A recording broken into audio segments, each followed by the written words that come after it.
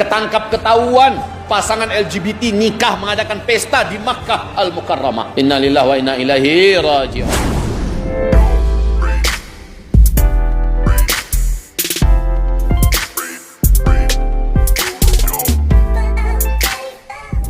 Allah yang saya cintai, baru-baru ini gempar, Mesir gempar, Al Jazeera gempar, kemudian Libya gempar, dan channel-channel televisi Arab memberitakan. Coba perhatikan berita apa ini di bulan Desember ya, tanggal 19 Desember, tanggal 20 Desember, sampai tanggal 22 Desember. Channel-channel televisi Arab memberitakan dan langsung men-shootingnya. Apa? Yaitu ikan paus, kedalaman ikan paus biru. Di kedalaman laut yang paling dalam itu tidak pernah Pak memunculkan dirinya, apalagi ke pantai-pantai, mengeluarkan suara. Suara ikan ini adalah di antara suara terkuat dan terbesar di dunia. Apabila dia bersuara di alam lepas seperti kita, maka orang yang ada di sekitar ikan akan pecah gendang telinganya, saking kuatnya suara paus biru itu. Dan bunyinya juga sangat mengerikan, merinding.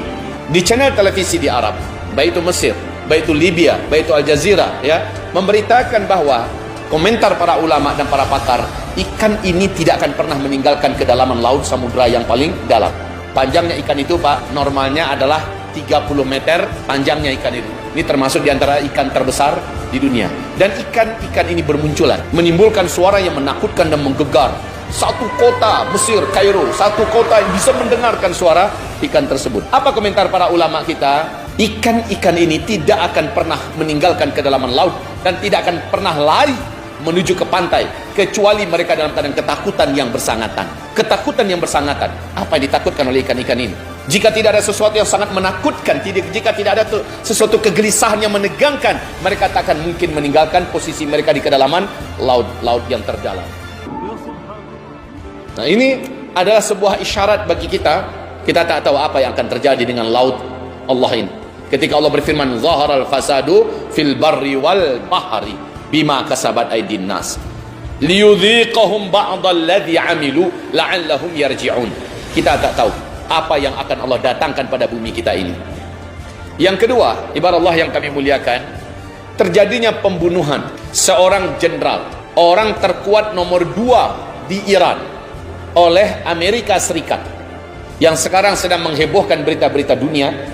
Dan Donald Trump bangga telah melakukan prestasi itu. Ini menyebabkan kemarahan dan kemurkaan yang tidak alang kepalang bagi Iran.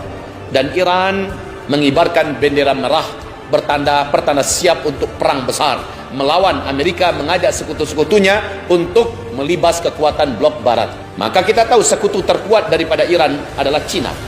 Sekutu terkuat Iran adalah Rusia. Sekutu terkuat Iran adalah India, dan seterusnya. Masihkah Bapak ingat bahwa di akhir zaman akan terjadi pertempuran besar antara blok timur dengan blok barat?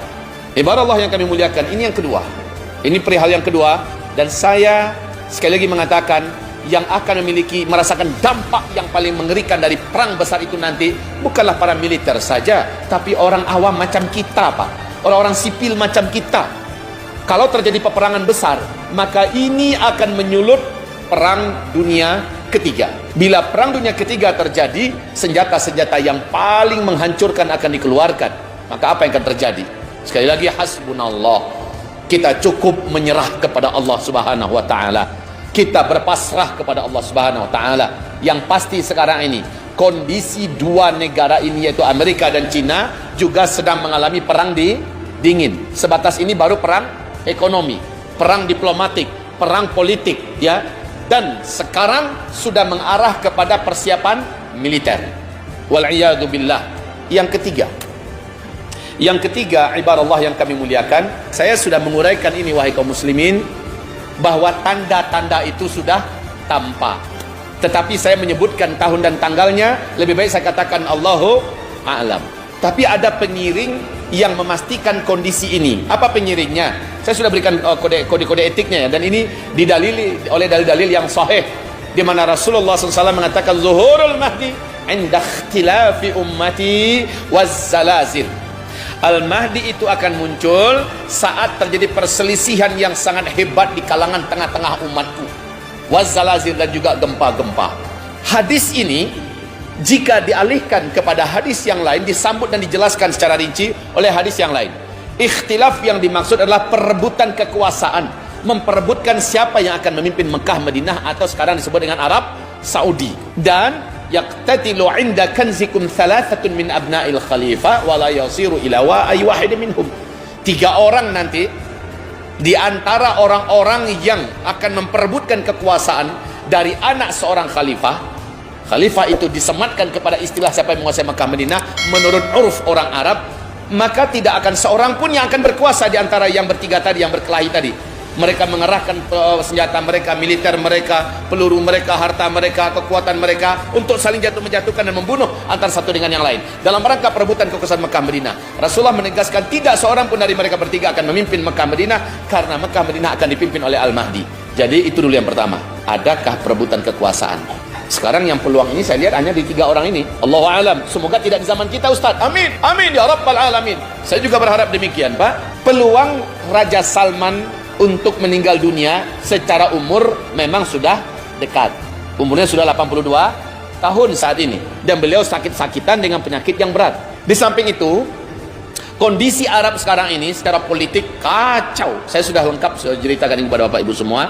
3 orang ini, yaitu Pangeran Muhammad bin Salman sebagai putra mahkota, kemudian pangeran yang terkuat di Arab Saudi juga, pemegang militer juga, Pangeran Mut'im bin Abdullah, anak kandung Raja Abdullah sebelum Raja Salman, kemudian Pangeran Khalid bin Talal. Ini adalah 3 orang yang membuat pengaruh yang besar di Arab Saudi hari ini, dan mereka sedang perang dingin, Pak. Mereka hanya menunggu kematian Raja Salman, lalu mereka akan bergaduh, dan masing-masing mereka punya militer dan senjata, mereka punya harta dan lobby dalam dan luar negeri. Bila ini bergaduh, apakah sudah pasti Mahdi keluar? Belum tentu. Harus didampingi oleh yang kedua, wazzalazil, mesti terjadi gempa-gempa. Gempa-gempa di mana? Kalau sekarang ini per detik di seluruh dunia berganti-gantian gempa di mana-mana tempat. Coba buka BMKG, Pak, tentang gempa. Hampir per detik di berbagai belahan dunia ini sudah bermunculan gempa-gempa. Gempa yang dimaksud itu oleh Rasulullah adalah gempa di Mekah dan di Madinah dan sekitarnya. Yuk kita lihat ke depan. Apakah mungkin? Ya. Ustadz Abu Fatihah Al-Adnani, masih ingat dengan beliau? Saya dengarkan ceramah beliau kemarin ini. Beliau punya seorang pakar dan ahli ya tentang masalah gempa.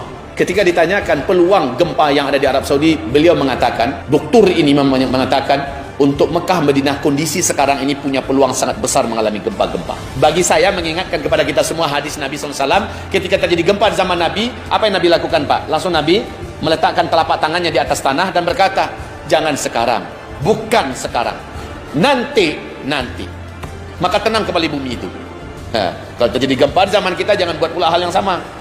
Kita bukan apa-apa, bukan siapa-siapa. Ya, jadi Bapak Ibu yang kami muliakan, nanti zaman Umar bin Khattab terjadi juga gempa. Langsung Umar naik ke atas mimbar dan mengatakan, ini karena ada dosa yang dibuat secara terbuka dan terang-terangan. Saya akan ketatkan pemerintahan ini. Saya akan kerahkan semua potensi yang saya ada miliki supaya tidak ada yang berbuat dosa secara terbuka dan terang-terangan. Tapi kalau terang-terangan, ini akan menjadikan gempa Mekah Madinah. Saya bersumpah, kata Umar, kalau terjadi lagi gempa ke depan, saya akan turun dari posisi saya sebagai pemimpin kalian semua. Pertanda menandakan saya ini menyesal telah memimpin kalian dan gagal menjadi pemimpin. Ini keyakinan para sahabat. Gempa di Mekah Madinah tidak akan terjadi kecuali apabila dosa telah dibuat secara terbuka dan terang-terangan. Nah, mari kita sambungkan hadis ini dengan kondisi yang sekarang, Pak.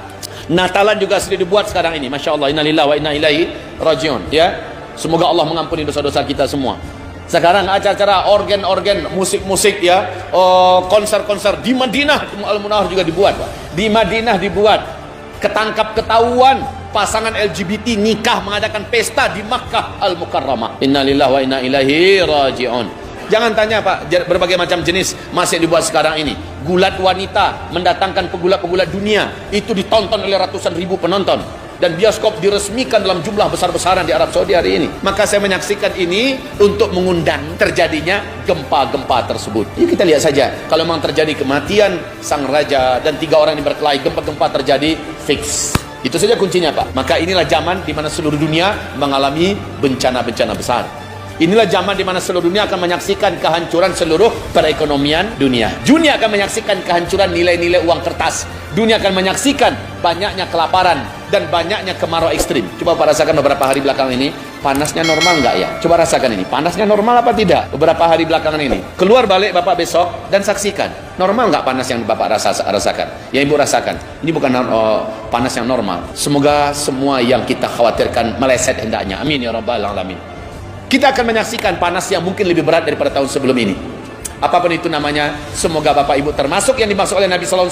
Dajjal akan menemukan ada kampung-kampung yang hijau dan subur, airnya banyak, rezekinya melimpah, diisi oleh orang-orang beriman dan bertakwa. Ketika bumi kering kelontang, ketika kelaparan ada di mana-mana, ada kampung-kampung yang diisi oleh orang beriman dan bertakwa. Ini Pak yang menginspirasi saya, Bu. Yang menginspirasi saya untuk mengajak agar kita mempersiapkan kampung-kampung akhir zaman. Nah Bapak Ibu, hamba-hamba Allah yang kami muliakan, kita terinspirasi oleh hadis ini. Ketika di akhir zaman, orang tega membunuh tetangga karena perut, karena lapar. Itu hanya mungkin terjadi bila kita bertetangga dengan orang yang tidak beriman, betul? Itu hanya akan terjadi apabila kita bertetangga dengan orang yang tidak takut kepada Allah. Ketika perutnya lapar, dia akan bunuh tetangganya. Di dalam hadis Sahih Bukhari, apa kata Rasulullah SAW? La taqumus sa'ah. Takkan terjadi kiamat, di akhir zaman nanti muncul terlebih dahulu tetangga demi perut akan membunuh tetangganya. Dan itu sekali lagi, kalau Bapak mau melihat kondisi yang ada di Palu akhir 2018 dulu, ketika orang-orang lapar, orang mulai menjarah ke sana kemari. Udah gelap mata semua orang, pada baru 3 hari lapar. Ya kan? Bagaimana kalau ini laparnya sebulan, 2 bulan, setahun, 2 tahun, maka apa yang akan terjadi, Pak? Tapi insya Allah, kawasan kampung orang-orang beriman yang bertakwa yang sudah menyatu dalam satu titik komplek, mereka tidak akan membunuh sesama mereka, Pak. Karena rezeki mereka dijamin oleh Allah. Kalaupun rezekinya putus, mereka orang beriman tak akan berani membunuh orang beriman yang lain. Justru seperti yang saya katakan, akan terjadi saling bahu-bahu rapat merapatkan diri. Demikian ya Pak ya.